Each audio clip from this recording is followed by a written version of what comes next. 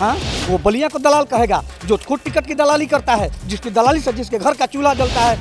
और दलाली का सिस्टम चलता रहा अभी भी, इसीलिए बलिया भी बर्बाद है। टीका टिप्पणी करके यहाँ से चुपचाप चला गया और तुम तालियां बजाते रह गए।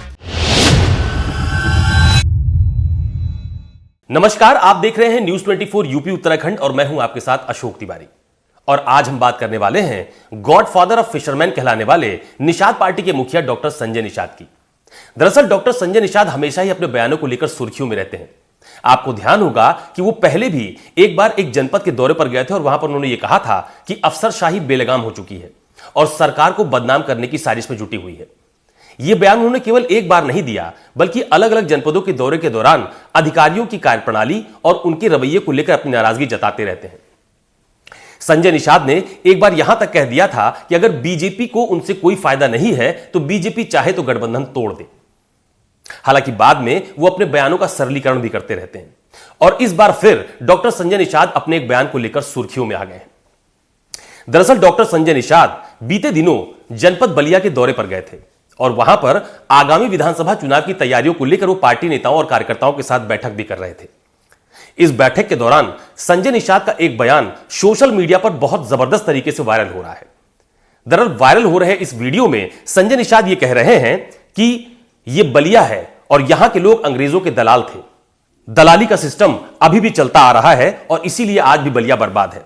संजय निषाद ने यह भी कहा कि पहले यही बलिया बागी बलिया था जिसने अंग्रेजों को मारकर भगाया था और देश को आजाद कराया था।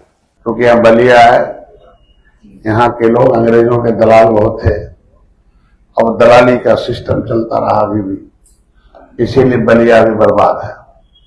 नहीं तो बलिया बागी बलिया था, आज वो अंग्रेजों को मारकर भगाया था, देश को आजाद कराया था। इसलिए मैं 2 घंटे यहां रहूंगा, आप लोग 2 घंटे सुन लो ठीक से।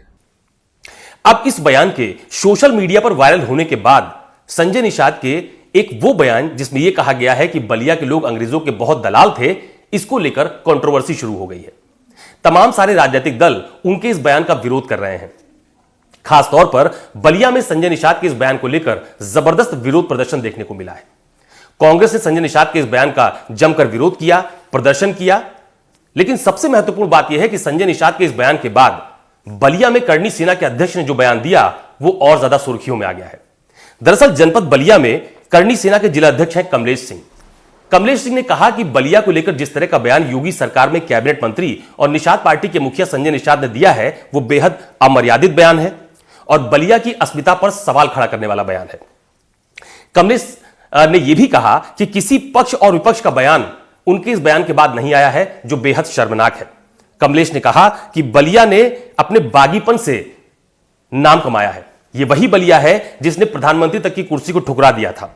और इससे इतर जो एक बयान कमलेश सिंह ने दिया जिसकी बहुत ज्यादा चर्चा हो रही है, उन्होंने कहा कि अगर कैबिनेट मंत्री संजय निषाद का कोई जबान काट कर लाएगा तो वो उसे 5,51,000 का इनाम भी देंगे। हालांकि इस तरह के बयान का कोई भी समर्थन नहीं करता है और मुझे लगता है कि इस तरह के बयान को लेकर लोगों को बचना भी चाहिए।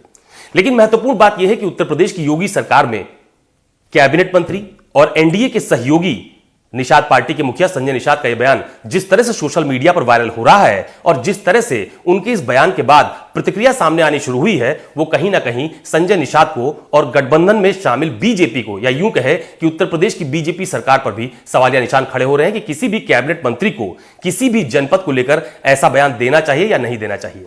लेकिन जो बात मैंने आपको पहले भी बताई कि संजय निषाद अपने बयानों को लेकर खूब सुर्खियां बटोरते रहते हैं, कभी अफसरशाही को लेकर, कभी गठबंधन को लेकर और कभी टिकट बंटवारे को लेकर भी वो अपनी नाराजगी जाहिर करते हैं। तो एक बार फिर संजय निषाद जनपद बलिया में दलाली के शब्द को लेकर जो बयान उन्होंने अपने कार्यकर्ताओं की बैठक के दौरान दिया वो कहीं ना कहीं चर्चा का बड़ा विषय बना हुआ है। तो आज मेरे साथ बस इतना ही। नमस्कार।